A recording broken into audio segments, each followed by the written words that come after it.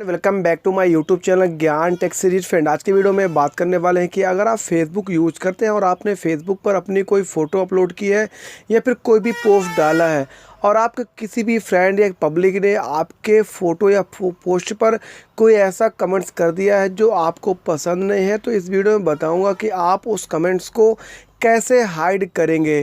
तो इस वीडियो में आपको बहुत ही आसान और बहुत ही सिंपल तरीके से बताने वाला हूं। तो फ्रेंड, चलिए वीडियो को स्टार्ट करते हैं। फेसबुक के पोस्ट और फ़ोटो पे कमेंट्स को हाइड करने के लिए आपको कमेंट्स पे आ जाना है अपनी पोस्ट पर।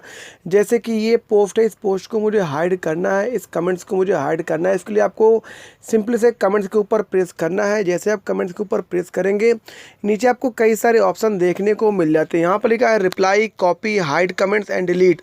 तो आपको सिंपली से हाइड कमेंट्स के ऊपर क्लिक करना है और जैसे आप हाइड कमेंट्स के ऊपर क्लिक करेंगे, देख सकते हैं यहाँ पर लिखा है this comment has been hide. तो आपको ऐसे ही किसी भी कमेंट्स को हाइड करना है।